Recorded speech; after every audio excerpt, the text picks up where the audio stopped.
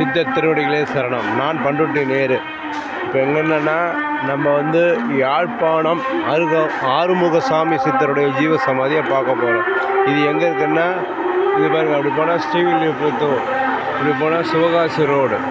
இந்த ரோட்டில் இங்கே நெசவாளர் காணுன்ற இடத்துல இவருடைய ஜீவ சமாதி அமைஞ்சிருக்குது.